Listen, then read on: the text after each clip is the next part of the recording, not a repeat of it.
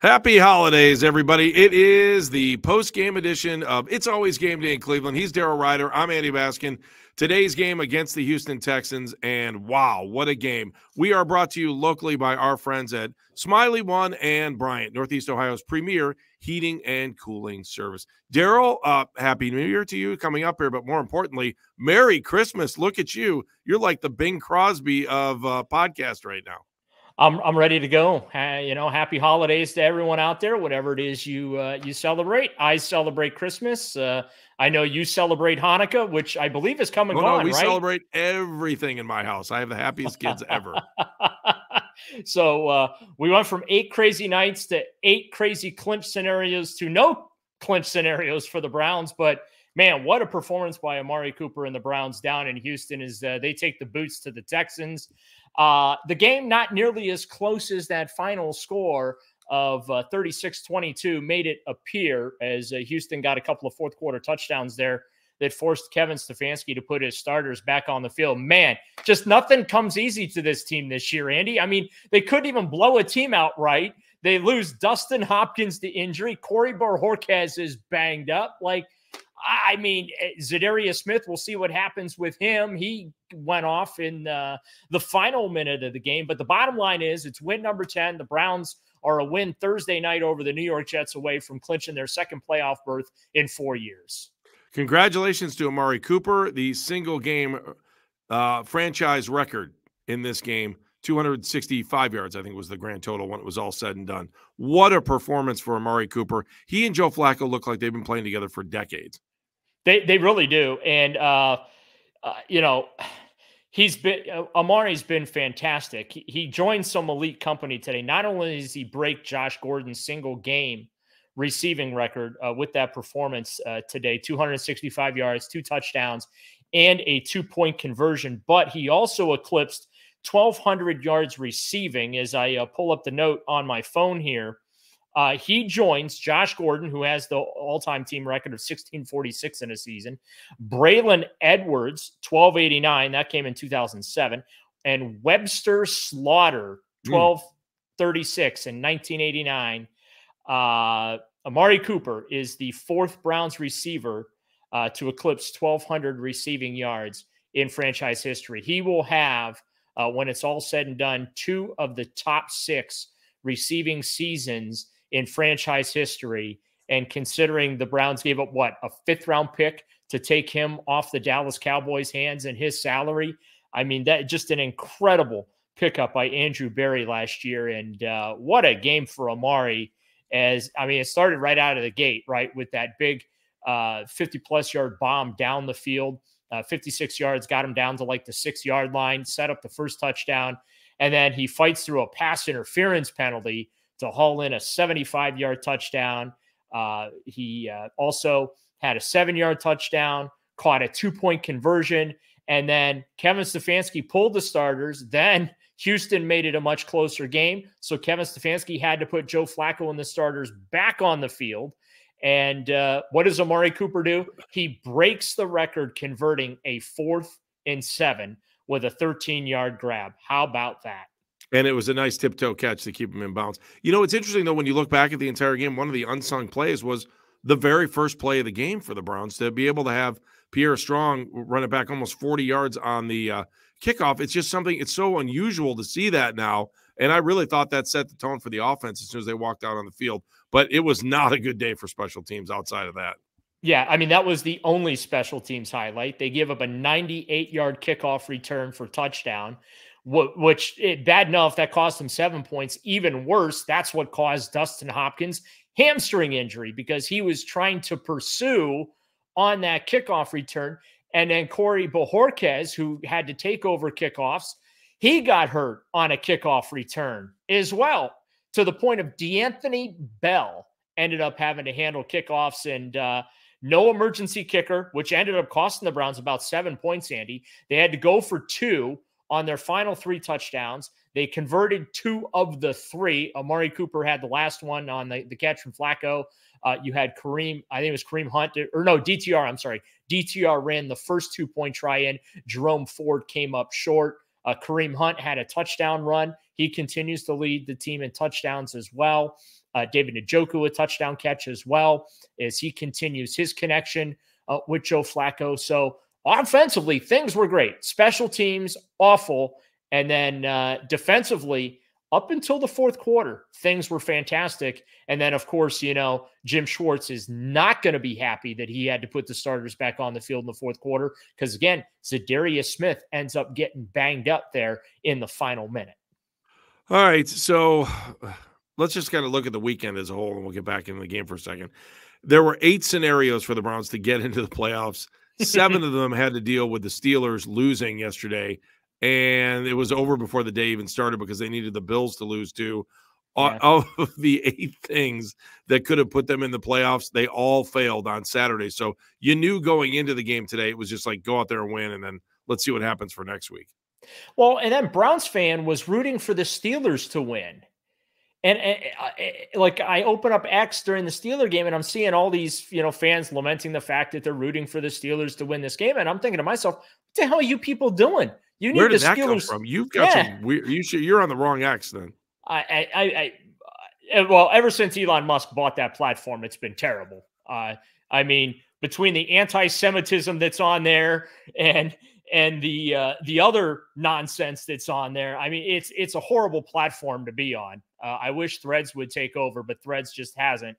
But yeah, I mean, I'm like seeing all these Steeler fans in my For You or whatever feed it is, and they're like, got to root for the Steelers. I'm like, why? Like, if the Steelers win, it knocks 7 combinations out immediately. Right. And of course, the Steelers ended up taking the boots to the Bengals to keep their hopes alive and really do some damage to Cincinnati. But look, it's very easy now.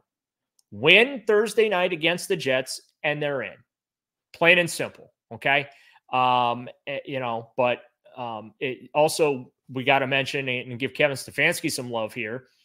By the way, contract extension is probably incoming at any moment for both him and Andrew Berry, because Stefanski now has won 10 games twice in 4 years, and he's going to have the Browns in the playoffs both of those seasons. Last coach to do that, of course, was Marty Schottenheimer between 1986 and 1989. Stefanski also remains, Andy, the winningest coach in the expansion era for this franchise. So he's not going anywhere anytime soon, and he just continues to duct tape this thing together. I got a friend who's a big Houston Texan fan, and he's crying to me about all the injuries that the Texans had. Of course, C.J. Stroud didn't play today. That left it up to Case Keenum. And then, of course, we ended up seeing Davis Mills on the field when the game got out of hand in the second half. But then I just said, well, try losing your starting quarterback, your all-pro running back, 3 starting offensive tackles, 2 starting safeties, starting linebacker, and a partridge in a pear tree. Then you can come cry to me about all your injuries there down in Houston. I said the good teams get it done and win, a.k.a. the Browns, and the bad teams just make excuses, a.k.a. the Texans. So it was kind of fun to go back and forth with one of my buddies who's a Texan fan crying because the Browns put the boots to his team on Christmas Eve. Yeah, I mean, it's just refreshing to kind of hear you say the Browns are the good teams, to be able to go out and right? I mean, when you said it, I had to do a double take. I was like, oh, yeah, I guess we are. We're one of those teams. They are. So tonight, as we record this immediately after the game, maybe about 25 minutes after the game, that we are now huge Niners fans, though, tonight. We need the Ravens. If the Ravens drop tonight, next week could be a shot for the Browns to be in first place. Yeah, I mean, it's still alive. Now, how about this today? The Detroit Lions won their division for the first time since 1993. Right? That's the last time they had a home game, too, in the playoffs. Correct. Yeah.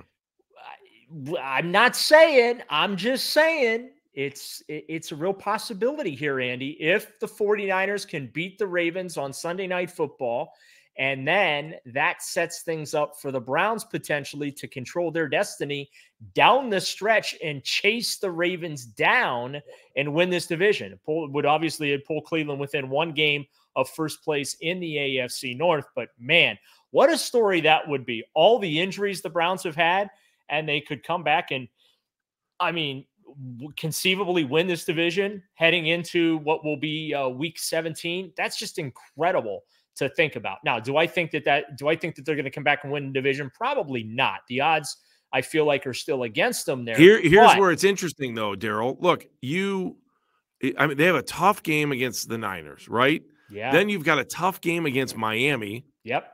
And then Pittsburgh, who under Mason Rudolph kind of found themselves. Yeah.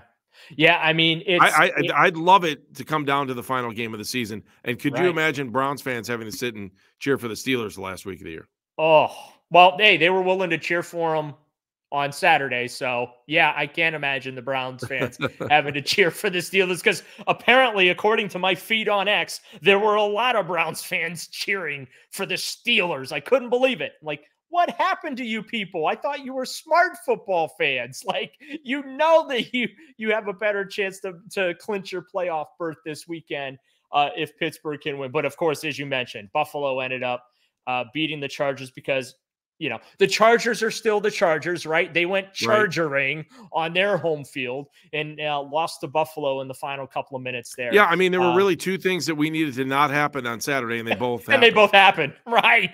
So well, I looked at it earlier in the week, and I was like, oh, man, we do not want the Steelers. We want the Bengals to win. Yeah. Let the Bengals win. Let the Bengals win. Yeah, absolutely. Also, Myles Garrett, 5th straight game now, no sacks for him. It was interesting. We saw a couple of holding penalties called by the officials. Myles Garrett's been waiting weeks for one of those to be called on his behalf, but the Browns offensive line got nailed a couple of times early in the game. But a couple of, big games. First off, got to give some love to Zadarius Smith. Man, what a game he had. He had a couple of sacks, a couple of tackles for loss, 4 quarterback hits, a couple of other pressures. I mean, he was everywhere. Shelby Harris deflected a ball that ended up in JOK's hands for an interception. Another, boy, what a player Jeremiah Owusu-Koramoah has become. Remember when Andrew Berry talked about when they drafted him in the 2nd round, they felt that they stole a 1st-round pick there, right?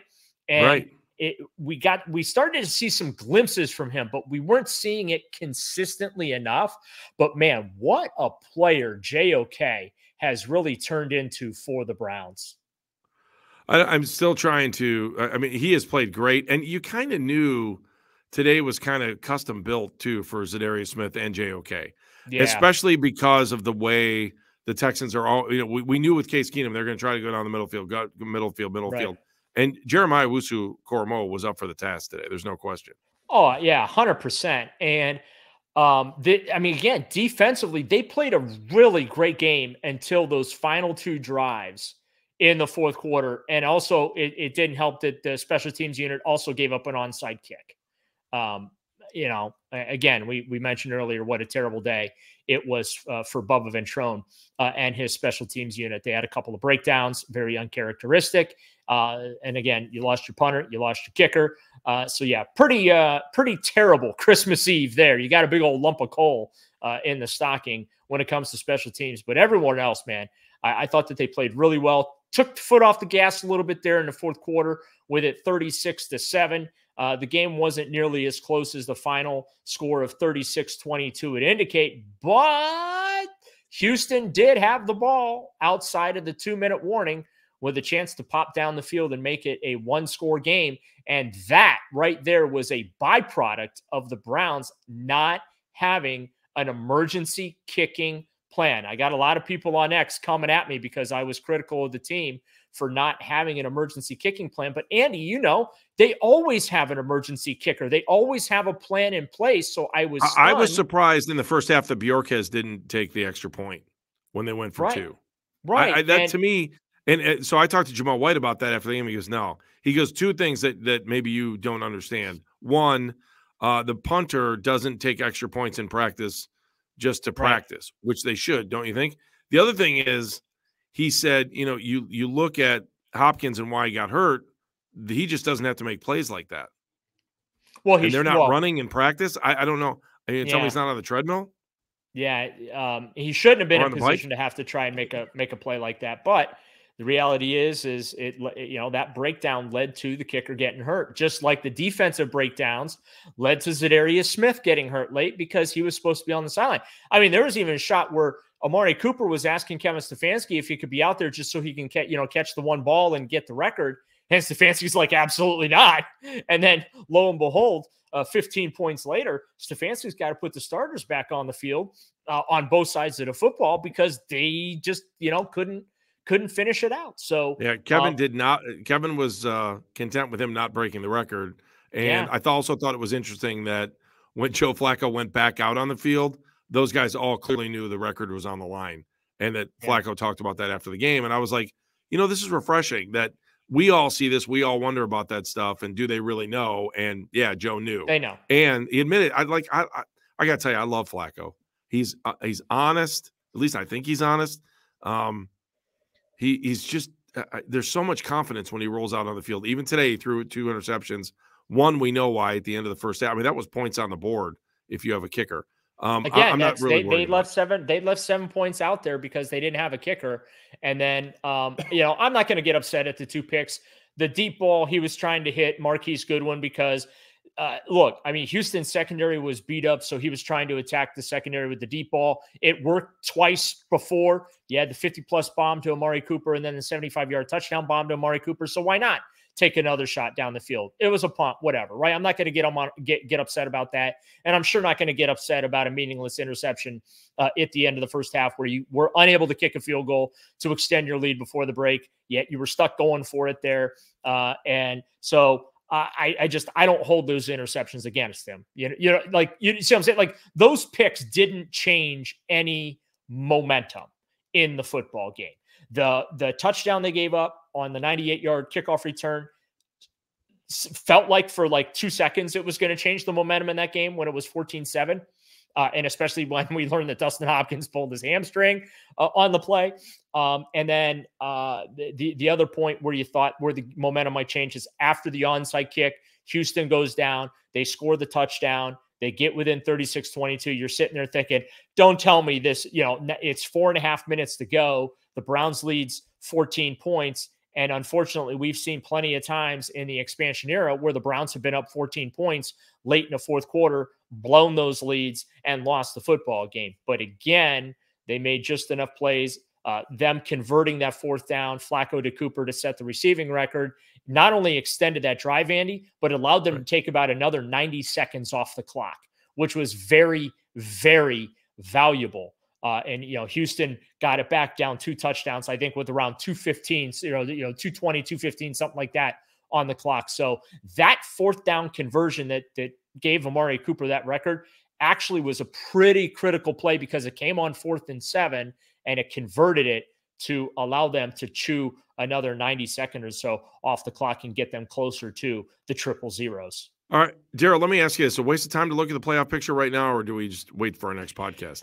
Yeah, I mean, we can look at it right now. I mean, the Browns. I have it up in front of me. I'm just, in the AFC, we know the Ravens were the only team that came into this week locked. You got the Dolphins at the number 2 spot, the Chiefs, and then the Jaguars. They're playing the Dallas Cowboys right now, and at last check, that was not going well for them.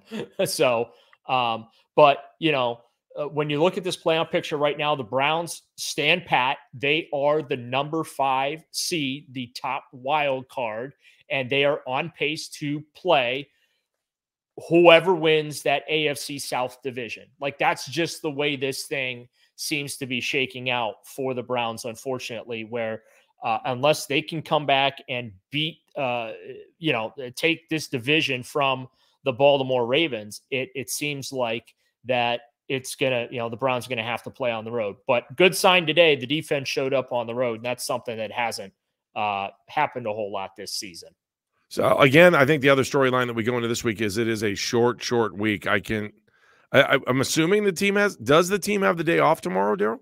Yeah, they will not do anything. They're not going to do anything on Christmas other than I think their usual guys that need to get tests, medical tests and things like that. That's going to happen. They'll be back out on Tuesday. I don't even know what they're going to do on Tuesday. They might end up having to do like a walkthrough or something, right? I'm kind of wondering if the Browns don't have a kicker on a private plane right now coming into Berea to kick when the team gets back. Yeah, I don't know, but I mean, you got to be ready for it, right? Yeah, I mean, I got to think Andrew Berry's got to be looking for his. He's got to be looking for. He's got to be looking for kickers and punters right now on his short list. And I wonder if you're going to I'm wondering if there's any vets sitting on a practice squad somewhere. We don't have one on our practice squad, do we? I don't think we do. I don't think so. I don't think we do either. I know information we probably should have known before we came into the podcast, but all right, Daryl. I'm trying to look up the playoff. I'm trying to look up the playoff picture right now, but my phone won't cooperate with me. I have that. I wouldn't worry about it. The NFL wants me to log in and all this other. Here we go. All right. So as we host the podcast right now, Baltimore, as you mentioned, number one, they play Sunday Night Football, or Monday Night Football, I should say, against the San Francisco 49ers. Miami right now currently playing Dallas. They're number two. Kansas City is number three. They've got the Vegas Raiders. Jacksonville still, I guess, leads the AFC South at 8-6. They're playing Tampa Bay as we record this podcast, but at last check, Baker Mayfield is on his way to winning a division, right? Right. So that's that. There could be a change in the AFC South. Browns 5, Bills are 6th as they move up 3 spots. They're now 9-6 after beating the Chargers. The Indianapolis Colts currently have the 7th seed at 8-7. They played the Atlanta Falcons there. Houston, of course, lost to the Browns on the outside looking in at 8. The Bengals lost to the Steelers. They're 9th. And then the Steelers at 8-7. They have like no tiebreakers apparently on anybody because they are 10th in the playoff race. And I think Steve Kornacki from NBC last night had them, even with a win, like their playoff chances were like in the teens. So it appears to be Browns in the driver's seat for the wild card. Bills seem to be inching closer to being safe, but it's Colts, Texans, and Bengals duking it out for that number 7 wild card spot. All right, and just one other point. I think Ryan Suckup is out there if you were looking for another kicker. Cade York went on the IR 2 weeks ago if anyone wanted to have a reunion with him. So York just went on the IR for the Giants. So Ryan Suckup, I believe, is still out there if you needed to bring a kicker in quickly. And I did look at other ones. He was one of the higher names that I just so that unfortunately is going to be a pretty big storyline that we'll be watching this week. And as you mentioned, very short week. We'll be in Berea just one day this week. That'll be on Tuesday. There'll be nothing really on Wednesday. The Browns, however, will hold a walkthrough on Wednesday. And then, of course, they'll host the Jets on Thursday Night Football on Amazon Prime. So it'll be a chance to clinch a playoff spot. Yep. Playoffs on. Hey, you know what? The Browns and Jets, for whatever reason, Thursday nights are pretty good to the Browns. Remember, the Browns ended their winless streak against the New York Jets when Baker Mayfield came in to relieve Tyrod Taylor.